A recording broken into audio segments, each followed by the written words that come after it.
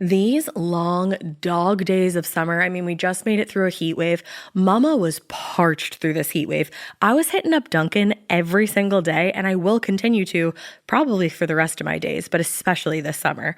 Dunkin' is helping everyone stay cool this summer with its lineup of refreshers. These drinks are packed with bold, fruity flavors and served ice cold. It's amazing. Dunkin' refreshers are the perfect afternoon pick-me-up. I like to start my morning with them personally, and then sometimes I go back for a second one because I'm just feeling crazy. They come in a variety of delicious flavors, including fan favorites mango pineapple and strawberry dragon fruit. And then for a limited time, there's black cherry and there's pink pineapple. I'm going to tell you something right now, and it's a bold claim, let me tell you, but I stand behind it. Pink pineapple will change your life. It is so good. It has me feeling like I'm sitting in a pool, resort side, just living, honey. It's so yummy. Try your favorite flavor with green tea, sparkling water, lemonade, or Dunkin's all-new limeade. I haven't tried the limeade yet, but I'm going to. Usually I get my drinks made with green tea and occasionally lemonade, but I do really like the green tea. Or if you don't want to build your own, try one of Dunkin's curated refreshers like the Cherry Lime Ricky or the Ultimate Pink Daydream. The Cherry Lime Ricky, scrumptious. I could drink like 3 of these a day. They're so freaking yummy. Head to Dunkin' today and find your favorite refresher. Dunkin' refreshers contain less than 1% fruit juice. Limited time offer. Chilling crime cases are mysterious, but finding coverage shouldn't be. With the State Farm Personal Price Plan, you have options and can personalize your plan to help create an affordable price so you can get back to cracking all of life's bigger cases. Talk to a State Farm agent today to learn how you can choose to bundle and save with the Personal Price Plan. Like a good neighbor, State Farm is there. Head to statefarm.com to get a quote. Prices are based on rating plans that vary by state. Coverage options are selected by the customer. Availability, amount of discounts and savings, and eligibility vary by state.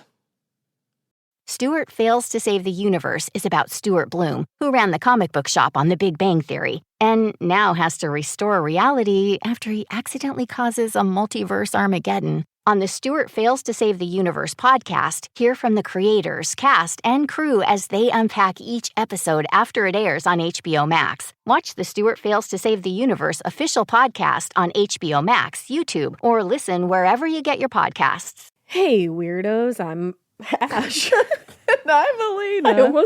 And this is Morbid.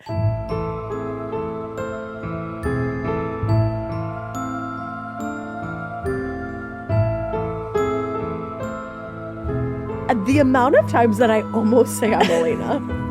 Hello?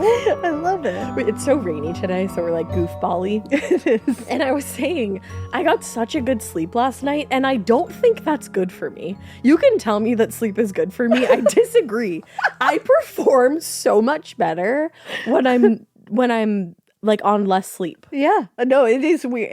I wake up easier when I don't have as much sleep. Oh, I know. This morning I could not wake up because last night I went to sleep. I put my earplugs in because it was so freaking windy. Yeah. And I have wreaths, so they were blowing on my window all night. And you're enjoying that now. Oh, I'm enjoying that. Yeah. And please know when I put in my earbuds, like my little earplugs, I think of you. Yeah. And I say, I know these days are numbered. They're numbered. Yeah. Not that I'm pregnant to the now. one fucking person who asked, but yeah, again, I say don't ever fucking ask that question again. Just don't. I'm just bloated, okay? I'll say that every single episode. Don't ever ask someone that question. Ugh. But moving on. Anyway.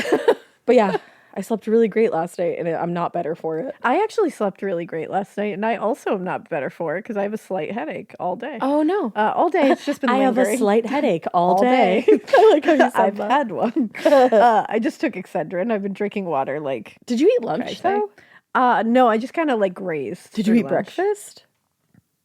No, I didn't. That's why you have a headache. Shit, that's the reason. Have you had any water? Yeah, I've been drinking water, like. Okay. I just refilled this for the 3rd time. Okay. Water has been my friend. And I'm not like, I just keep forgetting to have full meals. I know. Lately.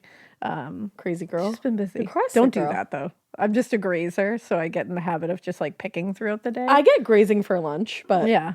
You got to eat a brekkie. I love a breakfast, too. I know. I think I just got out of my out of my head this morning. I prepped some pumpkin pie chia seed pudding for the week. Shit slapped. Slappity slap slap. Slapped. And then That sounds good. We're approaching like fall and we're in fall and I we're was gonna say approaching we winter. are dead in fall. Shut up. So yeah, I slept it. I'm not better for it. But now I'm making bread again. Yeah. I revitalized my little sarda. Sarda. So I'm well fed. Yeah, I like that. Yeah. And I was gonna say my aura ring was like, I got a good sleep score last night for the first time in like months. And I think my aura is like, it literally was like, wow, great sleep score. And then it was like, but like, calm down still. Like, what's I think it was going literally on? like, don't get too excited. It was like, You had one good sleep. stick to don't- this. Like my readiness was like, yeah, this is good, but like, don't go crazy, girl. Like it was Yeah. literally like, don't you think that this is gonna happen all the time? Well, you gotta have a few nights of it before Yeah. you go crazy. It was funny. It was literally like, don't be too excited. It was like, And I was hey, wow, what the fuck? way to ground me, Aura Ring. It does humble you It sometimes. does. I love my Aura Ring. I know, and this is not an ad. No, but they I do love mine not too. I got sponsor you us. onto it. And Yeah. there's this thing where you can connect with other people, but I refuse to connect with you because we will get way too It'll competitive. become a competition. Even though we're not connected, we're like, what's your sleep score last night? Mine's better. What's John your has resilience? one too, and his was 2 points above mine this morning, and I was like, fuck you. Yeah. Fuck you and your 2 points of It makes sleepy you want to like breath. fist fight someone. Yeah. I get it. He got the crown. It gives you a little crown if you're at optimal. And I didn't get the crown because I was 84. I think you have to be 85. Oh, that makes sense. Drew is like a Apple Watch guy, and now that we have Dolo, he's like, I walked like 7 miles today. And you're like, I'm like, I shut didn't. up. Shut up. Don't say that to me. Don't. Because I don't do be it. walking that much. I know. I got to get off my ass. I need to do more hot girl walks. You know that they say Yeah. that sitting is the new smoking? I believe it. And I did a lot of smoking back in the day, so I I did can't be not. continuing to sit and smoke. I just want to get up and enjoy die. the fall weather. I know. I mean, Well, not today. or the next day. We're in the middle of like a nor'easter here in Massachusetts, but you know. One thing about me though, I love a nor'easter. One of my kids said there's 100% chance of a thunderstorm today, and I said, I love you so much. Thank you for sharing telling me that information. You know with what me. though? Disappointing because I haven't heard one fucking clap of thunder. Day isn't over yet. Big truce. It's only the afternoon. I was gonna say big facts and I said big truce. big truths, Big truths out facts, here. big feelings, big things. All right, you I know? think we've talked enough. I think we have, because this has been absolute nonsense. People are like, "Hey guys, are you drunk?" No. We had a more unhinged conversation before we pressed record. Yeah, that will not see the light of day. That's not for the listener. No, it's not. I don't even remember what we said, honestly. I do. Oh. I won't be sharing it. It was about a couple things. Anyway, It was about a couple things. I'm going to talk about a couple things. Just kidding. It's Hell really, yeah, you It's are. really one thing, and it's a haunting. A haunting? I say. It's the Wyrick family haunting. Oh, I don't Shout know out- the Wyricks. I didn't either. Shout out to Dave. David. He knew of them. David always knows. And he said, let's do this case, Ash. And I said, okay. okay, Dev. Okay, Dave. I'll do whatever you say. I texted him. I said, boy, this was a good one. So And did he say indeed? let's see. What did Dave I'll tell you say? exactly what he said. Maybe not exactly, but I'll tell you what he said. He said, that story spins out of control eventually, but early on it's pretty creepy. I love that he's like, it goes off the rails, but good luck. It does in like a fun way, Yeah. sort of. All right, so let's talk about it. Throughout the summer of 1989, Andy and Lisa Wyrick, they had spent months looking for a nice, affordable house for themselves and their 3-year-old daughter, Heidi. And they were looking in Harris County, Georgia. They were a young family. They were living on a single, pretty modest income. So everything that they had seen so far felt very out of reach. It was not going to be doable. Even in like the smaller rural parts of the county, it just wasn't working out. Rural juror. Rural. It's so hard to say. So they started to feel like the situation was pretty hopeless. They were like, I don't know about this. But then in the fall, they were shown a small ranch house in Ellerslie, which is in central West Georgia. It's like an unincorporated town. Oh, okay. I didn't know what that was. So I Googled it. It means they don't have a town government. Yeah, they're just reckless. Yeah, there's like no... Lawless. That means there's no like post office. There's no police officers. Yeah, they don't give a fuck. It's a little bit scary. They say we're unincorporated. They are. They're Unlike off the Kids grid. Incorporated. Exactly. So according to the realtor, the people who lived there before had abandoned the house a few months earlier. I feel like that's a red flag. It's the biggest. Yeah. So obviously the bank foreclosed it. And that was why it was being offered at such a low price. Yeah. So they didn't want to waste the only realistic opportunity that had come across their plate in months. So Andy and Lisa, they talked it over and they decided to put in an offer. I get it. They're a young family. They need a place to live. Roll the dice. Yeah, so luckily their offer was accepted a few days later. And Andy said, I was happy. I wasn't but 21 years old, had bought my own house. I thought I was really something. Hell yeah, Andy, you were really something. You were. That's crazy. I wasn't 21 when I bought my house. No, so go Andy. Good on you, Andy and Lisa. So for a young couple just starting out in life, their new house was everything that they wanted it to be. The only downside was that the neighborhood was made up of a lot of older couples, so there wasn't really any kids for Heidi to play with, which kind of sucked. That's like a double-edged sword, because it's like, yeah, there's no kids to play with, but like old people as your neighbors. Oh, hell yeah. A+. Like their neighborhood watch. Depending on the brand of old people. That's true. You get like really friendly old people who have candy in their purse and like will wave at you when you cross the road and stuff. Or you get really grumpy old people that don't like what you do with your house and they like yell at you about it. That's true. Yeah. But like, fuck those old people. I was like, do you have anything else to say? Do you have anything else to say on the old people topic? I just said valid. You said valid good truths. point. I just really like that old people are always in everybody's business. I lived in an old people neighborhood once and it was great. Yeah. Everybody minded their own business. And I highly recommend it. Yeah, there was a really good, remember the Halloween party? Yeah. Cute. That's all I'm thinking It about. was super cute. And the neighborhood watch of it all. Yeah, I love They're neighborhood always like, watch. what the fuck is that car doing down here? Like, I love that. That's also just me. Yeah, some of I'm my an old neighbors are person. super old. They're just like, they know everything. We got a group chat going on. I love it. Wow, you have a group chat Oh, going on? hell yeah. My whole neighborhood. Ooh. We know the second somebody comes in this neighborhood that doesn't belong, we're like, who the fuck is that car? And everybody's like, oh, that's my cousin. Don't worry about I'm it. a little too antisocial for a group chat neighborhood. Oh, it's not a group neighborhood chat. group chat. The best part is about this group chat is we all are that way. So it's literally like, what the fuck is that car doing there? And somebody's like, oh, this person's having a party. Don't worry about it. And it's like, cool. That's it. That's That's nice. it. But I love when I'll get the like, what car is that? I'm like, yeah. What car is that? I love that. Well, okay, so this neighborhood was full of old people, so there's nobody for Heidi to play with, which stunk. That sucks. And, you know, it meant that Heidi spent a lot more time playing by herself than her parents would have preferred. Yeah. But she seemed happy enough. She didn't really seem to mind being alone. So they didn't really think about it that much.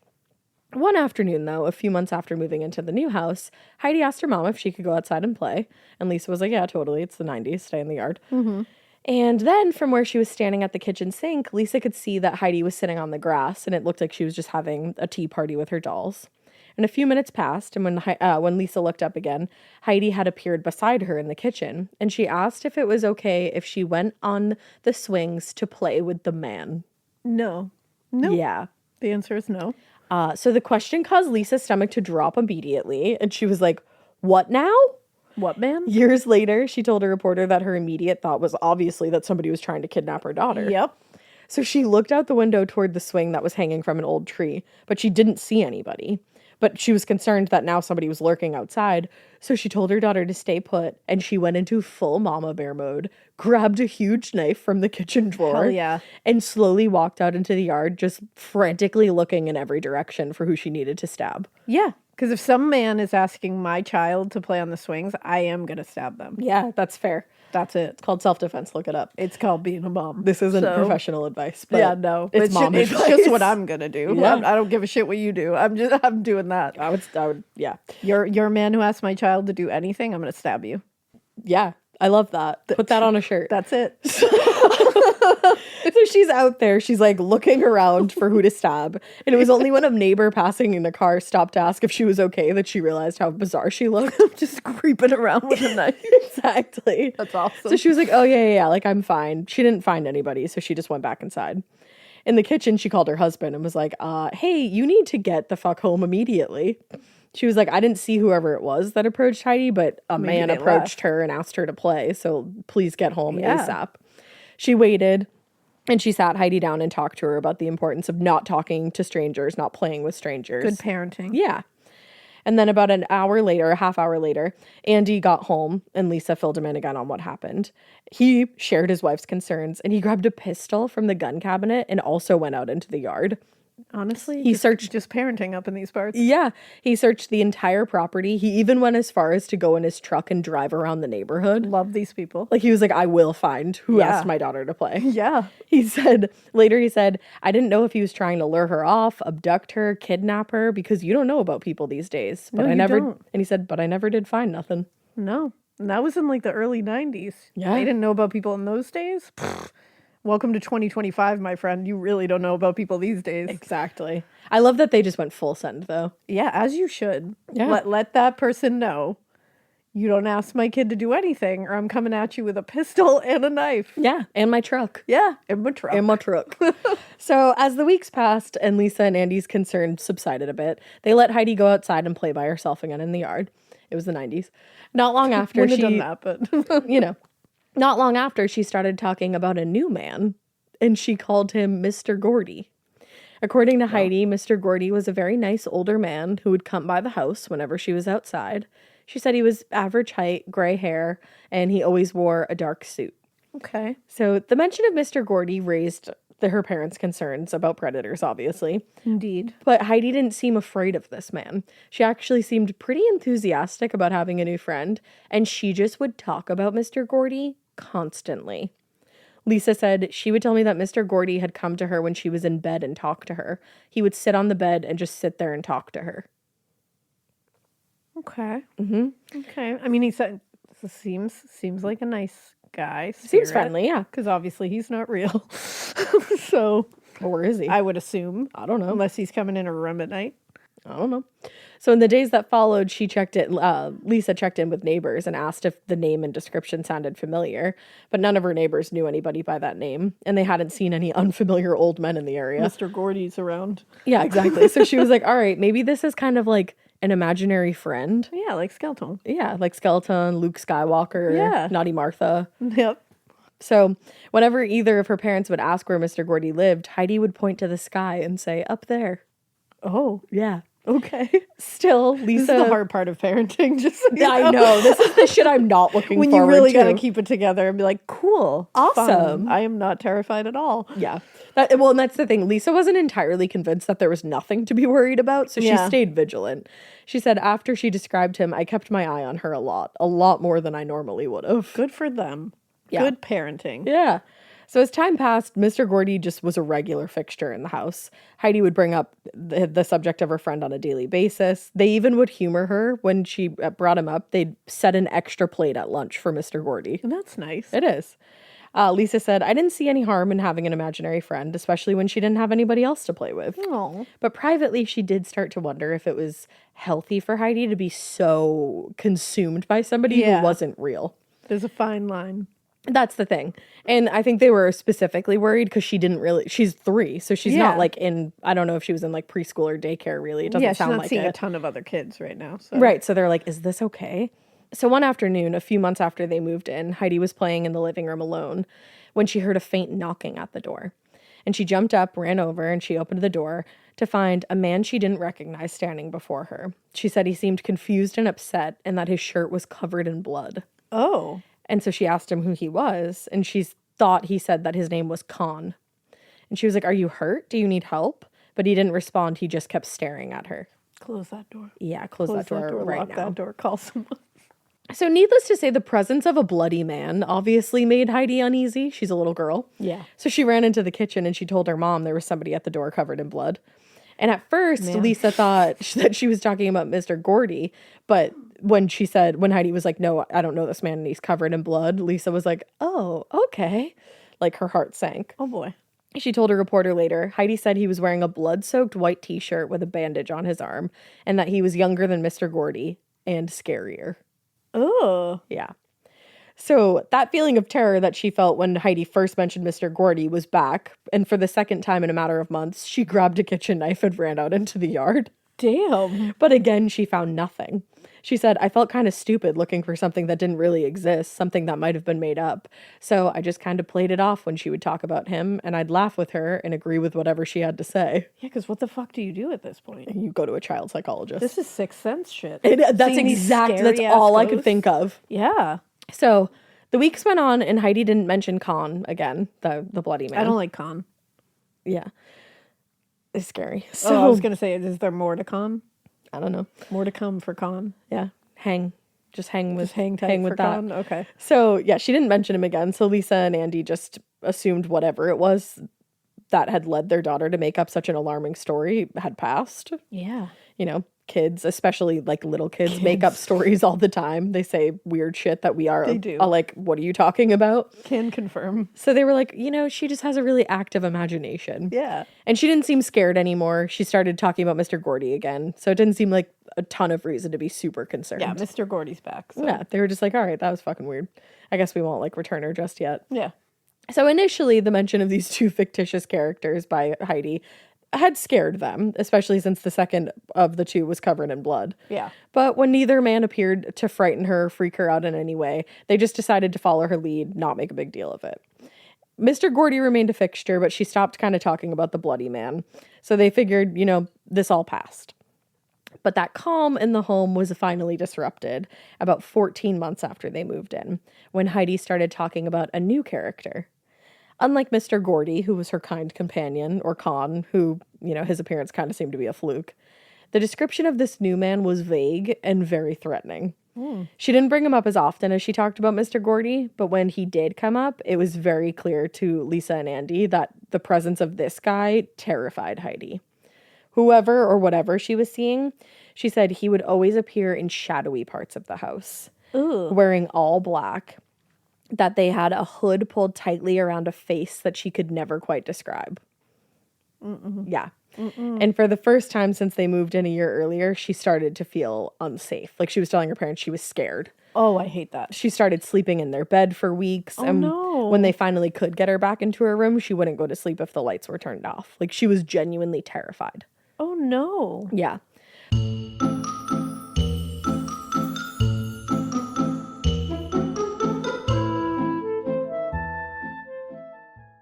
Need a boost? Sometimes all it takes is tapping into your inner cool.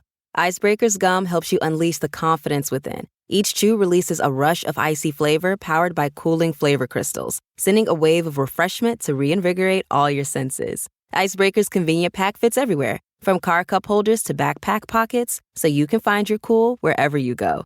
Grab Icebreaker's gum online or at a store near you. When it comes to online college, Southern New Hampshire University is so good, it's scary. Listen, the facts don't lie. SNHU has degree programs that fit your goals, online classes that fit your life, and real support at every step. And if that wasn't enough, they've got some of the lowest online tuition rates in the U.S. This is an airtight case, you guys. Visit snhu.edu/morbid to get started. That's snhu.edu/morbid. Every good detective needs a partner to support them on important cases. Think of a State Farm agent like your sidekick, there to help you along the way in your search for coverage. State Farm can help you choose the coverage you need, whether it's for your home, car, boat, or even RV. With so many options, it's nice knowing you have help finding what fits for you so you can get back to solving all of life's bigger cases. Go to statefarm.com or use the award-winning app to connect with a local agent and get a quote. Like a good neighbor, State Farm is there.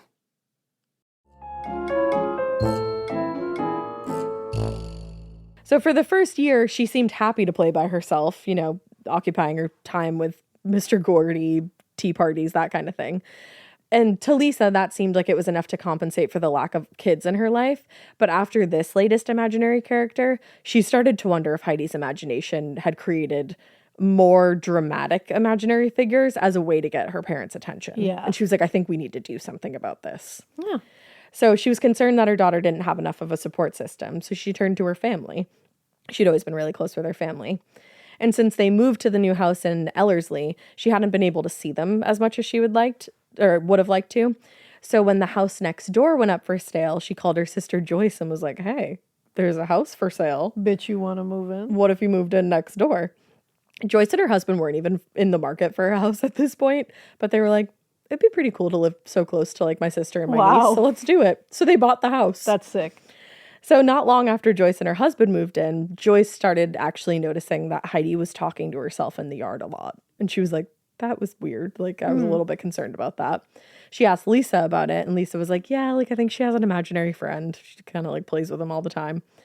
And She explained that Heidi's imaginary friends were actually one of the reasons that she wanted Joyce to move closer in the first place. She was like, maybe she'll rely a little bit less on her imagination. And they also decided to get Heidi a dog. They got a mixed breed shepherd that they named Sheba. Oh, Sheba. Sheba's here. So one afternoon, about a month after Joyce and her husband moved in, the previous owner of the house, Miss Kelly, that's how she's known. Excuse me. They're from the South, so they're like, that's like Miss Kelly. So she stopped by with some documents related to the house that she thought Joyce might want to hang on to. And Joyce was kind of just like flicking through a folder of documents. And she stopped when a signature on Miss Kelly's mother's estate jumped out at her. Mr. James S. Gordy. Mr. Gordy is real. Shut the fuck up. So immediately she's like, that's weird. I hope he's lovely. Yeah, well, she's like, that's weird. Like, that's my niece's imaginary friend's name. Like, what are the odds? So she asked Miss Kelly who the man was. And she's like, hey, what does his name mean here? And Miss Kelly explained that James Gordy had been a lifelong family friend, and he was actually the executor of her mother's estate when she passed. Shit. Yeah. And he was her business manager, kind of like a de facto caretaker of the estate. Wow. So Gordy lived just a few houses down from this family with his wife Frances until 1974 when they moved to Columbus. Joyce said, I had this big great knot in my throat because that was the first time we had seen the name. I immediately thought, I wonder if this is the same Gordy that Heidi's been talking about.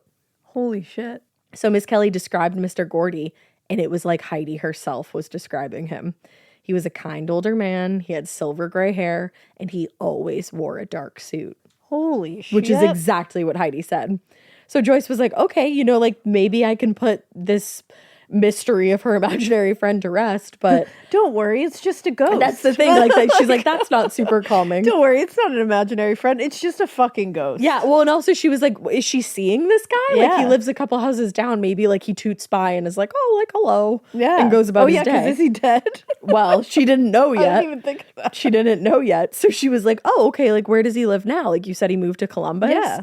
And Miss Kelly looked at her and was like, James Gordy died in 1974. Okay, good. I'm glad he's not just driving by being like, hi, little girl, you want to play on a swing? Because I'd be like, that's scary. Yeah, that'd be pretty. Somehow that's scarier than him being a ghost. I'd rather him be a ghost. Yeah, I would much rather that. Yeah. Because I think he's just being like, you got some crazy shit in this house. Like, exactly. Let me hang around and make sure it's okay. Let me protect you. Mr. Gordy. Yeah. For life. I love it. Yeah. So later that day, Joyce told Lisa what she heard. Oof. Including the part about Mr. Gordy having died more than 2 decades earlier. Yeah, about that. And Lisa was like, so my 4-year-old's just hanging out with a ghost? Yeah. Like, I don't know if I believe that. I don't know. She also couldn't help but be curious about the lead that her sister had uncovered. So she went to the library and she started scrolling through the microfiche of the local paper from 1974 until she found James Gordy's obituary. And it was exactly what Joyce had said. He had been a fixture in their small community all his life. He lived just a few houses down, and he had died in 1974. James Gordy. So Lisa was like, okay, like, what's that mean for my family and my daughter that she's hanging out with a ghost? Like, what the fuck? But she decided that she needed to tell Heidi who he really was. Like, she wanted to be honest with her. Yeah. So she sat her down, and she said, it's kind of hard to describe the feeling that you have. I said, Heidi, Mr. Gordy has passed away. He's not a real person. And she said, well, Mama, he's real to me. He's as real as you are. Whoa. Isn't that wild? He's also adorable. James Gordy is adorable. Look at this man. Just like, imagine him just been like, hey, girl, I'll push you on the Mr. swing. Gordy. He was like, I won't let that weird demon guy near you. Yeah, like Mr. Gordy. I love that she's like, as real as you, Mama. I'd be like, whoa. Yeah. Whoa. But Shots isn't fired. that so cool to think about, though? Because, like, she wasn't seeing him as, like... the spooky ghost character. Yeah, or, like translucent or anything like that in any way. Just, like, person. full-bodied, real human. Like, that's crazy to me. That's wild. Right? Yeah. So she was like... She didn't even believe that he was dead. She was like, nah. Like, and obviously she doesn't really understand the concept of ghosts She's like, I'm yet. 4. Yeah, she's like, whatever. So... After the revelation that Mr. Gordy was probably a ghost, Lisa and Andy were no longer convinced it was a great idea for Heidi to invest a lot in her relationship with him, imaginary or otherwise. Lisa said years later, what do you do when you think your child is seeing something that you can't see? You can't even talk to them and say, leave her alone, go back to where you came from. Yeah. So when Heidi learned that Mr. Gordy had died, she actually asked her parents if they could go see his grave. Because she was like, I don't know if he died. Like, he looks as real as you do. So Lisa was like, okay, like maybe it will help the process of her letting him go. Like, There's I don't nothing know. in the parenting handbook that tells you how to handle these situations. So I think they're doing a great job so far. think so too. Like they're doing what they can do. And she's like, we don't want her to be like attached to this man. And like, but you also don't want to like rip the idea away from her and be like, Right. no, you can't. For like this is hard. and like she's a 4-year-old, so she's not really fully understanding Grasping. life and death. No. So they're like, well, when you die, like you go here, you know? Yeah. Like And she's like, let me see. exactly. So right. a few days later, Lisa, Heidi, and Lisa's father-in-law drove to the cemetery where Mr. Gordy was buried, and the car had barely come to a stop, and Heidi jumped out of the back seat and ran straight to Mr. Gordy's grave. She was That's fucking 4 years terrifying. old. She could not read, and obviously she hadn't memorized the layout of a fucking cemetery, No. but she knew the exact location of his grave and ran over to it. I think she's seeing Mr. Gordy, guys. She I'm on board absolutely with is. this. I'm like, was he over there? Like he's just like, hey, I'm over here. Like, Makes sense. hello? Yeah. So Lisa and Andy are like, all right, like, we don't really know how to process this. Like, we're not having a great time out here. No. But at the same time, they were like, well, it doesn't seem like she's distressed about it. That's the thing. So they were like, okay, like, I guess you can hang he out seems to be nice. with Ghosty Gordy. Yeah, well, hey, that's what I do with Skeleton. I was like, Yeah. he's a nice guy, you say? But that's like so So- different. That imagine finding out Skeleton's backstory and that he lived like a few houses down Yeah. a few decades ago. I mean, that'd be crazy. that would rock your shit. That would rock my world. And you'd be like, should this grown man ghost be hanging out with my kid? That's the thing. Like, that's a lot. That's a lot to take on. That's a lot to swallow. Yeah. But at the same time, like I just said, she didn't seem stressed. And she also hadn't brought up Khan very much lately, or that other dark figure that really scared her. So they good. were like, I guess this benevolent spirit is a better We're alternative. just gonna go with it. Yeah. But a few months after finding the grave at the cemetery, all of that would change. And Lisa was like, I think that there's something more happening here. Oh, So one night in spring of 1990, Lisa and her niece Kelly were just sitting in the living room at the Wyrick house. They were actually arranging flowers for an upcoming wedding. And they started hearing weird noises in the kitchen. Sheba, their dog, who was Sheba, who was lying on the floor beside the couch, got up and went into the kitchen. So they were like, okay, like, we're not crazy. Like, Yeah. Sheba hears it too. And a few moments later, Lisa and Kelly could hear Sheba growling and snarling. ooh. So they were like, what the fuck? So they go in the kitchen, they try to see what it is, and there was nothing there. Kelly said it was like Sheba could see something, but we couldn't see anything. That was terrifying. A few days later, Sheba ran away and never came back. Are you fucking kidding me? Sheba ran away, and they literally never saw Sheba again. I have two things to say about that. One, holy shit, that's terrifying. Two, what a shitty dog. What a shit dog. Well, he was a puppy. I can tell you right now, little puppy. Blanche would fuck an otherworldly creature up for me. Honestly, I was That's like, that's a shitty dog. I know. I was like, it's a puppy, but that dog just abandoned his family. well, whatever he saw must have been really scary. Yeah, and he said, you guys can deal with it. Good luck. Like, what the fuck said, kind "Listen." of dog did they get? He said, listen, you're the parents. Damn. I know. Dolo last night was literally we have like a front room area in our house, and it's like super dark, and she was just barking into the abyss of the dark room for no reason. There was Yeah, no because sound. she was like, I'll fuck someone up for so you. I fully think she Yeah. would John- go crazy. Blanche, again, I think I've said this before, Blanche will wear John's skin if she could. Like, she loves John so much. She loves John more than leaves. anything has ever loved John anything. leaves, and she goes and sits on a chair that faces the driveway just and waits for waits. him to come back. Like, she wants to wear him. She loves She him. does. If he jokes about, like, poking me or tickling me, Yep. she will dive from the other room, come Yup. running in, and she will literally, like, growl bark jump on him, like literally go to bite him until he walks away. Yeah. And then she's like, love you. But she's like, don't fucking Love touch you. her. Like, she is my girl. And if he like play tickles the girls too, she attacks them. Well- Like, she will not let anyone touch us. That bitch, my girl Blanche. I mean, Sydney might sleep through the whole thing. She would never leave. Blanche, fuck something up. She would. Sheba? That bitch would never leave me Sheba to deal was with a out. ghost. I'm really upset about Sheba. I know you're big mad.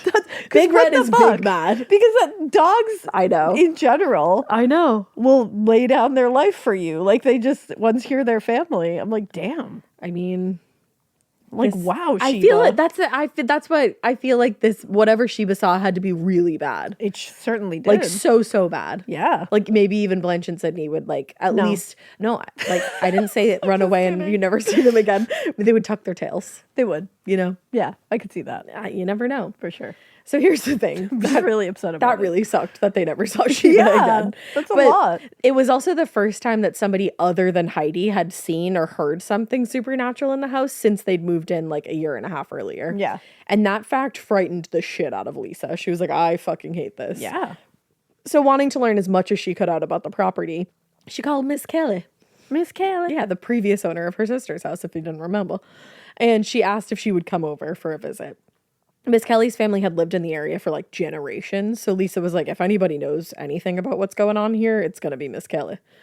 So Miss Kelly told her that she'd never seen anything unusual and never had any kind of supernatural experiences on around the property.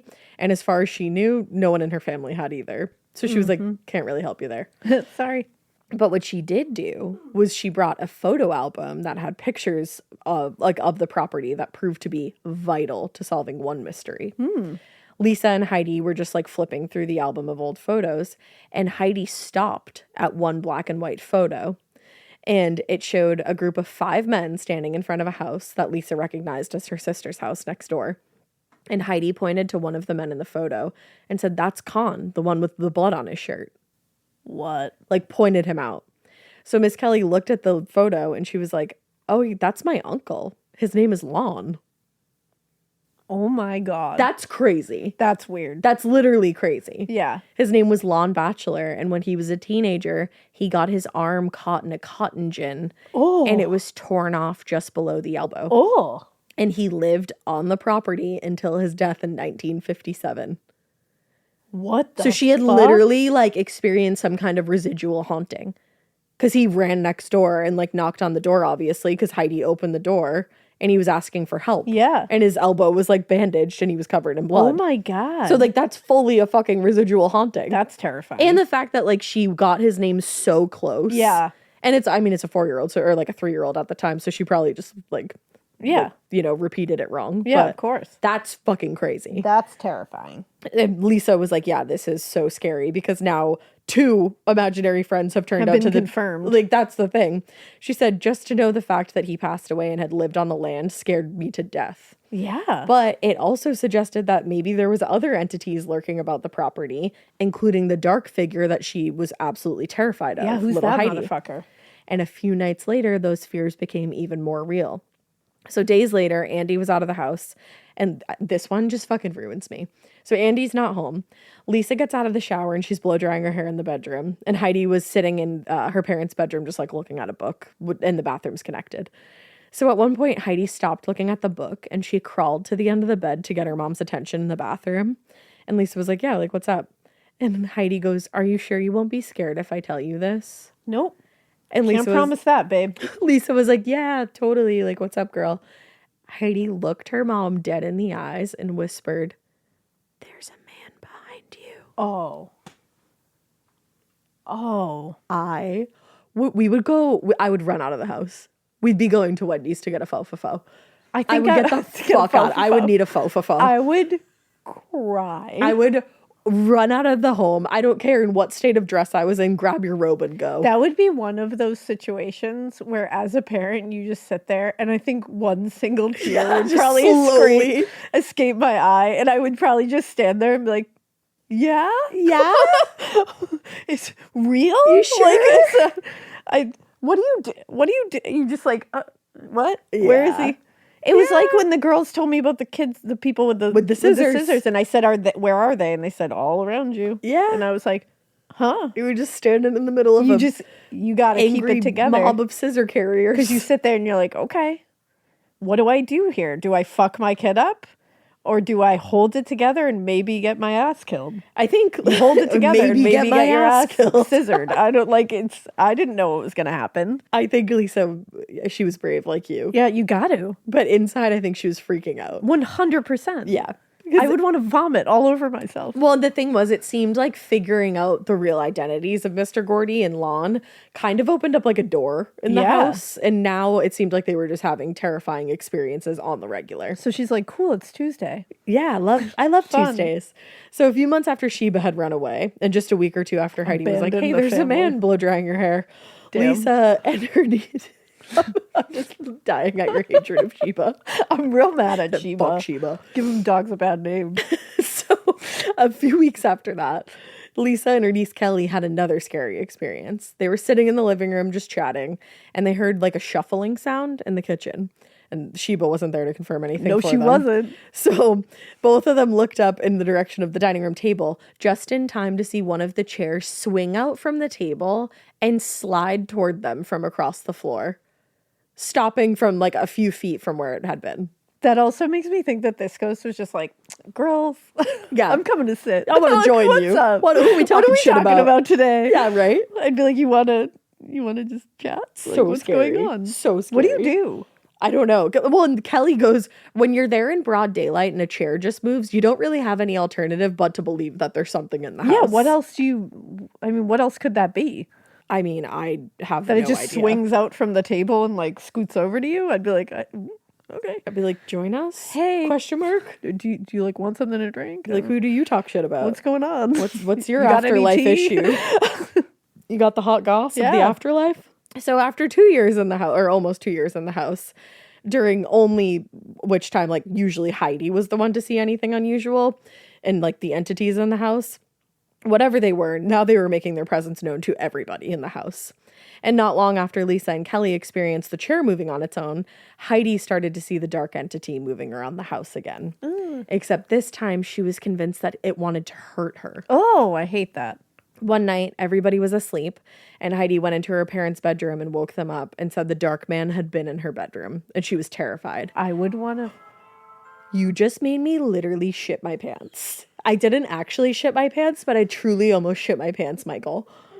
Michael, you know what? You're fired. I think my aura ring is going to be like, oh, you died. Like, I think it's going to be like, oh, R.I.P. you. My heart stopped. Mine felt like it kind of exploded throughout my body. Mine literally like it was just just went- like a firework.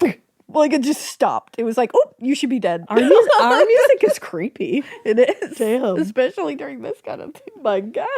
Also, I'd want to kill that shadow man. Oh. I know he's probably already dead, but I would want to Bring him back to life. so I could kill his ass again. You want to kill him now? You're in my kid's room. I'll fuck your world up. Yeah. buddy. Not only was he in her room, this time they saw fresh scratches on her cheek. Oh, it's on site. They said it literally looked like an animal with claws had swiped at her. It is on site.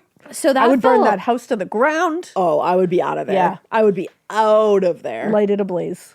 But also it's like they don't have like a ton of money to buy another house. They got this house, like they got a good know. deal on this house. Because I was going to say, just ask Esther Cox in the last story we did. She burned down a barn and she stayed in jail for like a month. It's true. So She had supporters. she did. This was a little more current. It's a little different. I don't know. A little different. I don't know if the Georgians would take kindly Yeah, to I don't Lisa know and Andy about that. burning their house down. But so this attack felt like a warning. Yeah. And it was one they were like, yeah, I hear ya. Got That it. night, they went over to Joyce's house and they stayed there until the next morning. If they hoped that a night away from the house would calm whatever was in Heidi's room the night before, they were wrong. Yeah. The next night, I'm like, how are you guys going to sleep in here? Yeah, no, you got to go somewhere else. So they go to bed. You're close to your family. Stay with family. I know. Andy wakes up in the middle of the night to this burning, intense pain in his side. He said he jumped out of bed and ran in the bathroom to look in the mirror, and he saw 3 scratches on his side that looked just like the scratches that had been on Heidi's face the night before. Damn. Yeah. He said, as soon as I woke up, my side was burning just like fire, and I had 3 claw marks going up my side. I knew that something was doing it, but I didn't know what. Hate that. Hate it so much. He woke up again the next night in the middle of the night, and this time there was even more scratches across his whole body. Lisa said he had them down his back, his legs. These were deep, long gashes, and it went on for several nights. No. She's like, how do you go to sleep after that happens Yeah. even one time? What are you supposed to do there? I don't know. I think I'd probably rather sleep in the backyard than in the house. Yeah, no. I'd be like, camp we're out. camping tonight. Yeah, I'd be like, we're camping forever. You know, we live in our car now. This is what we do We're now. a van fam. Yeah. So after everything that had happened and everything they learned, Lisa and Andy started to wonder if it was safe for them to stay in the house at all, especially not. because Heidi was just terrified at all times now. Yeah. But like I said, like they're living on limited means. They can't afford to move. I know, that's the thing. It's not as easy as just like, You can't you just pick just up don't and live there go. anymore. Like, nope. Well, and like I said, they got a deal on the house, so they would have probably also taken a loss if That's they tried to sell it. Yeah.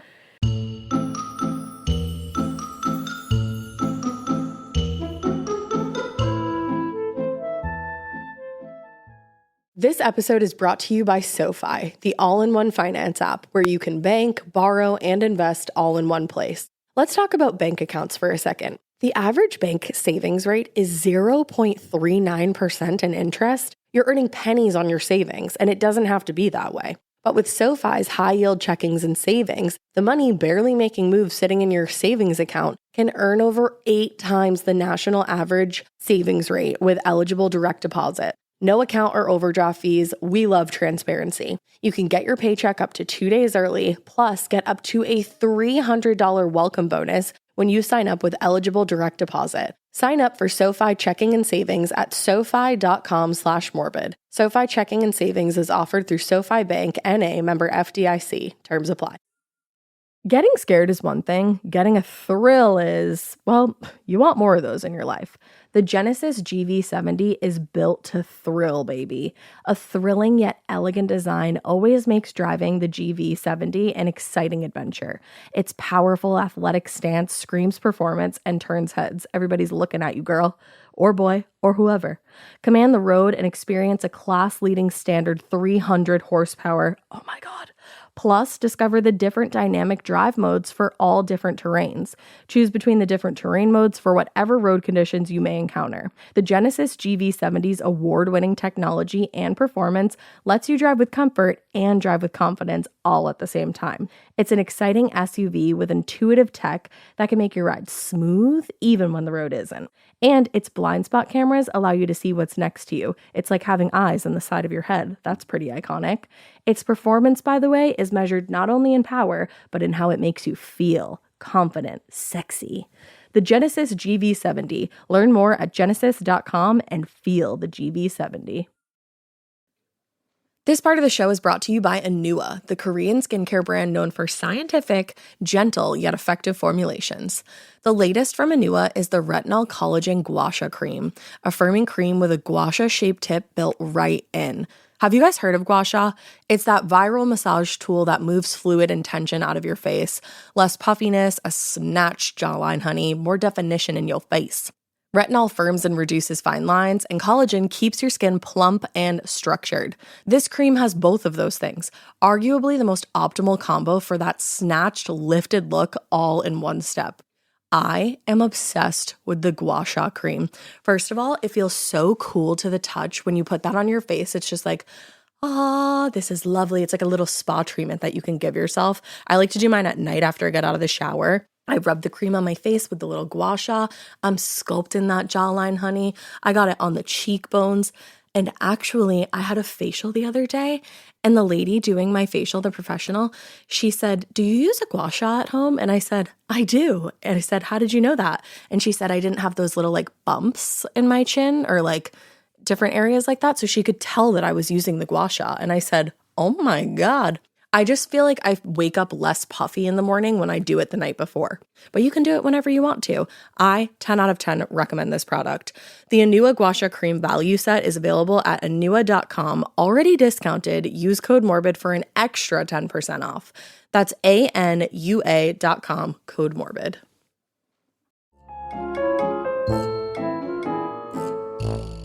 So before taking, a consequential step of defaulting on their mortgage, they decided to look for somebody who might be able to help them and, get the peace and calm in the house again. Yeah. On a trip to the local library, Lisa started looking up organizations and people who studied the paranormal. And one name that jumped out at her was Dr. William Roll. He has played like a huge part in the history of paranormal investigation, especially more like modern day investigations. He's a classically trained psychologist, and he's been involved in like some of the most high profile paranormal investigations in the US, including the alleged poltergeist in the home of a Seaford, Long Island family, and the investigation into the telekinetic abilities of Tina Resch. Oh, yeah. I know. I think we've talked about that case before. We Not on Morbid, but I think you and I have like talked Yeah. about it. And she was from Ohio. So he was at the forefront of the field since it started to kind of formalize in the 1950s. So Lisa was like, I feel like there's really nobody better suited to help us. Yeah.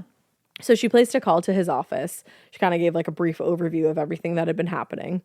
And later he said, when Lisa called me, she was definitely upset. It was an unusual case in my experience because Heidi described somebody she had never met. But then Heidi described some frightening experiences followed by the scratches on her and her father. And that's very rare in the type of investigation that I do. But based on everything he heard, he was like, hell yeah, I want to investigate this. Shit's going down. And a few weeks later, he was sitting down with the family in their living room in Georgia. Just as he usually did at the start of his investigations, he started by interviewing the members of the family alone and together so that he could get their accounts of what they had seen and heard since moving in and, confirm that everybody was kind of telling the truth. He said, or in his experience with working with children, he knew that they obviously had a tendency to make things up and exaggerate, usually without understanding any kind of consequences. And he wanted to make sure that wasn't what was happening here. But he said, when I spoke to Heidi and I spoke to the whole family, they felt evidently sane. So he said, I think some shit was going on here. Yeah. They don't seem cuckoo. He said, I think this shit's really happening. So based on the interviews, he came to the conclusion that to Heidi, the entities that she interacted with looked and felt like they were real people. She said she could hear them, she could see them, she could touch them, and they looked to her just like any other adult would look. And that explained why a lot of them didn't really frighten her in the way that, like an entity would. Yeah. Like the dark entity. Or like it might frighten an adult if you saw a dead person. Yeah. So according to Honestly, Roll, live people are scarier to me. it depends on the situation, yeah. But you're not wrong. So according to Roll, Heidi was experiencing what he described as place memory events, which is events in people from the past whose energy had been retained in the ether and somehow broke through into Heidi's reality. Obsessed with this. He said she picked up those traces and in her mind constructed those persons like Mr. Gordy. That's what makes this case to me so unique. He said when he showed Heidi a photo array of various older men, she didn't hesitate to identify the one picture of James Gordy that he incorporated into the mix. So he was That's like, was crazy. absolutely seeing this man. Because Mr. Gordy, no offense to Mr. Gordy, he looks like a lot of kind older gentlemen. Yeah, he's like a, like I don't know if I could pick him he's an out older of a white lineup dude. very easily. So it's like, but she's spending so much time with him that she's like, oh, that's my guy. Yeah. That's crazy. And he's like, she's like 4 too. Yeah, she's literally 4 years old. And he's like, he's showing her like older men to be like, do you just like think that all old men are Mr. Yeah, Gordy? like they all have silver hair. But it's like, no, this is the one, and she knows it. Damn. Like that's big. Yeah. So his theory of place memory it's like complicated, but essentially he believes that the energy of people and the environment gets stored in the fabric of space and time. I love that. I kind of like, I think he's onto something here. He makes a lot of sense. He says when there are major shifts in electromagnetic fields, that energy can break through into the present, and that can cause somebody to literally see a person or place just like it appeared in the past.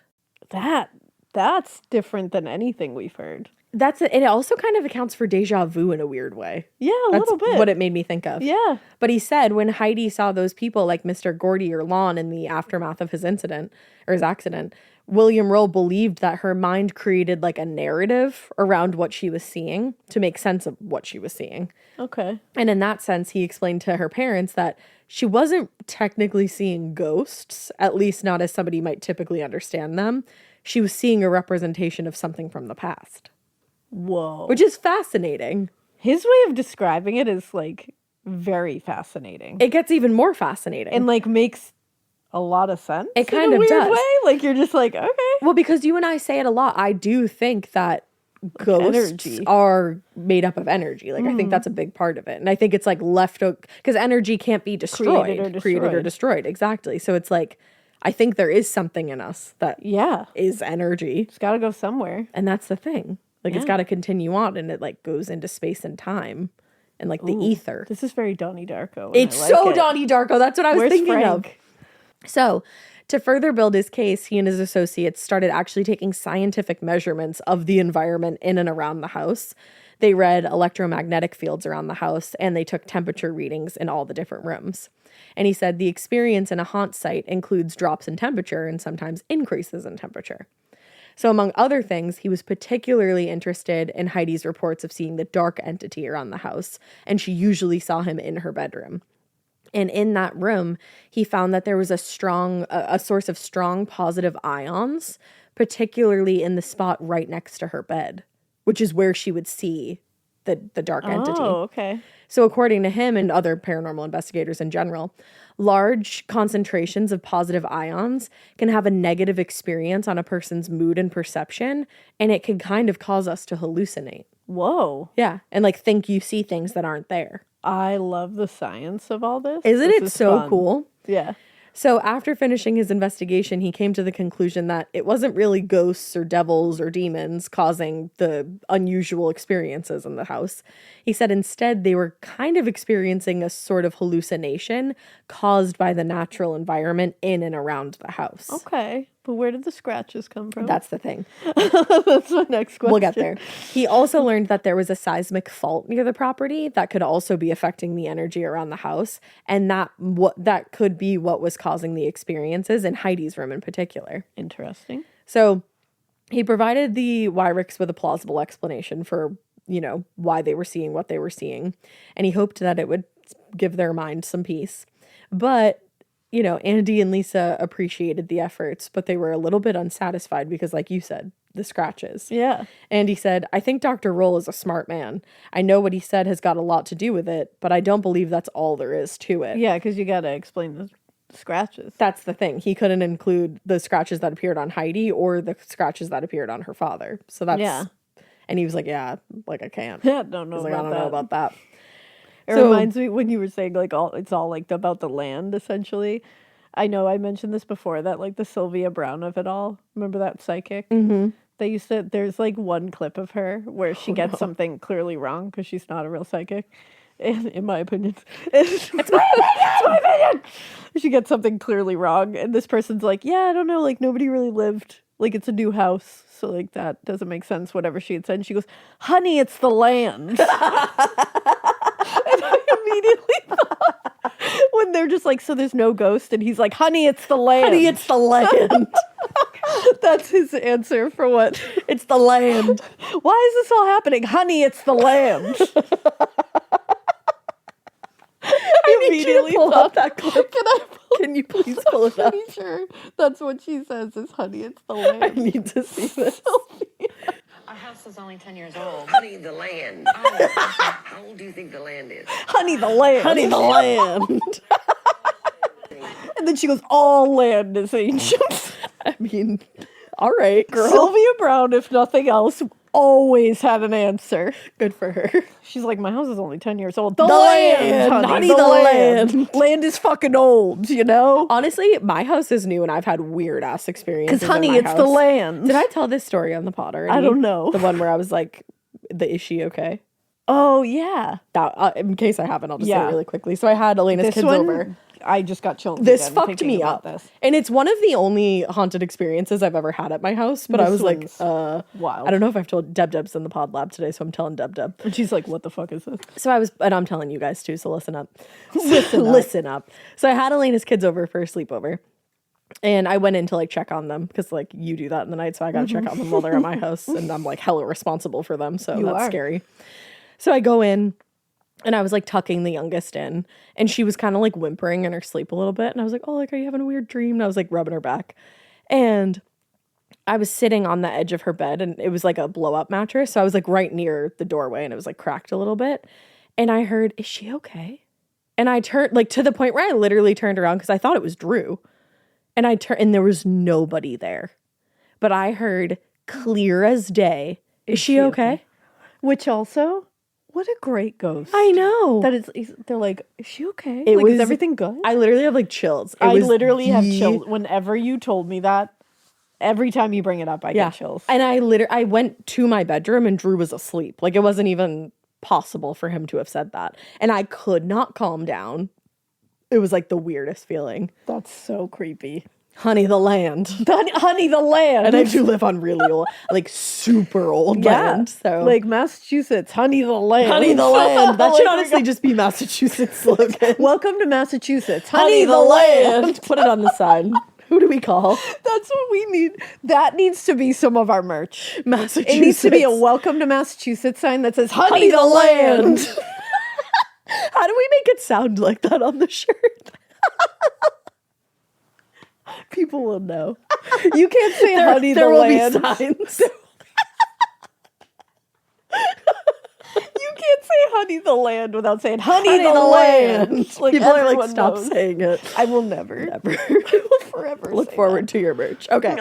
So Mr. Roll could not account for the scratches, but honey the land. And as the years went by, the haunting continued.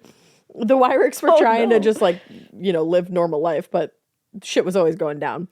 Always. Several years after they moved into the house, Lisa had a second daughter, Lisa and Andy had a second daughter, Jordan. Oh, congrats. And Lisa's, I think she's like a stay-at-home mom. So that was occupying a lot of her attention. And by the time Heidi entered her teen years, Mr. Gordy kind of was like a faint memory from childhood. She wasn't like hanging out with him that much. Bummer. But in 2002, she told a reporter, "It's been a while since I've seen Mr. Gordy. I do miss seeing him. I always will. I considered him one of my friends." Oh. But unfortunately, while Mr. Gordy and Lon had disappeared from Heidi's life, the dark, faceless entity stayed. Oh, hate that. And just like menaced her from the shadows. Ew. Whenever he would appear, yeah. Now, eventually, the phenomenon at the Wyrick house became known to the rest of the residents living in Ellerslie because the story appeared on Unsolved Mysteries. Oh, hell yeah. In the fall of 1994. Like, the original one. I literally read Unsolved Mysteries. I hear that song and I get can chills. immediately. I can just feel it. I used to watch that with Judy all the time. I used to live with this older lady named Judy, and she was the tits. We used to watch Unsolved Mysteries and Law and Order and the Red Sox. I always watched Unsolved Mysteries and then immediately watch Rescue 911, and that's why I am who I am now. I love that. And honestly, Judy is why I am who I am now. So, yeah, Unsolved Mysteries. But in the interview, Heidi described a lot of the ghosts that she saw around the house, including Mr. Gordy and Lon, and she told her aunt that Mr. Gordy informed her a lot of money was buried under Joyce's pecan tree. I don't know if they found it or not. Guys, we gotta find out. Figure it out. We gotta find out. Did they find? Because can you imagine if they Joyce's found a lot of money under the pecan tree? Pecan. Or do you say pecan or pecan? I don't know. I was just trying to figure that out. What do I say pecan. It was a big argument on Halloween Baking Championship this year. I look at that pecan, right? You're like, you do. Like, I know this about you. You say pecan. Did they find the money under Joyce's pecan tree? Heidi, that's the song of this segment. Joyce pecan tree. It's not going to be a recurring segment. Imagine if it is. If there's another story where we're like, did they find the money under Joyce's pecan tree? It's not going to be a recurring segment. I don't know. I can't find out. So I guess we won't put that in. They did. But so eventually when the press attention started causing problems for Heidi at school, the family decided to step back from the spotlight. They didn't do any more interviews. That pisses me off. That like gave her issues at school. Yeah, like people get it together. I would want to be her friend personally. This is why we can't have nice things, because people ruin it. Yeah, they sure do. You can't just be like, ooh, fun. Like they just gotta go ruin her experience. So stepping back from the spotlight was obviously good for like Heidi's mental and social health. And it didn't really do much to stop the supernatural activity though. By the time Jordan was born, it had become a lot more aggressive in nature. Oh. In one of the more frightening incidents, Andy and Lisa went out for the night and left Jordan with a babysitter. And the babysitter went to check on Jordan at one point in the night, and she discovered a, quote, ribbon with 8 knots tied tightly around Jordan's neck. Yeah. Yup. Here's my very cynical question. Did they look into that babysitter? I don't know. hope so. Did we Corey check the babysitter? Probably. They seem like good parents, so I'm sure. I mean, they do. Lisa literally probably would have like grabbed a kitchen knife what if she the thought it was the fuck? babysitter. So Like, what the fuck? I don't think it was the babysitter. I think it was the Josts, What the fuck? aka ghosts. Yeah. As the years passed, the activity continued, and it started involving other members of the family. There was a long period where Lisa would regularly hear a growling sound coming from her bed as she and Andy were like just trying to fall asleep. And Heidi kept seeing, obviously, that faceless dark entity. And in time, when Jordan got older, she started seeing and hearing spirits, particularly a little girl who she said had been killed in a car accident near the property. What the fuck? Yeah. So since the first visit from William Roll in the early 90s, they've continued searching for somebody who can help resolve whatever's going on there. They think there's a demonic infestation in their house. Yeah. And I tend to agree. Land. They turned to Roll on a few more occasions, but because he doesn't believe that they're being haunted and instead believes that the phenomena has to do with like Heidi's kind of psychic abilities and like the electromagnetic fields, he was like, there's really not a lot I can do to help you. Oh, no. So they found some support from their church and a local psychic who shares the family's faith. That individual encouraged the Wyricks to rid themselves of the infestation through regular prayer and fasting. I don't believe that fasting's going to do it, but I hope that they find some relief there. But they rely on their Christian support network, and they do different things like they get anointed with oil to try to repel the spirits and expel the demons. Whatever brings you comfort. Well, and that's the thing. Whatever If that brings you you comfort. comfort and feels like it works, then go forth and conquer. Yeah, and it makes them feel good. They said like Yeah. it makes them feel empowered to stay in their house. But to date, they still are experiencing paranormal activity in the house. Damn. And that is the story of the Wyrick family haunting.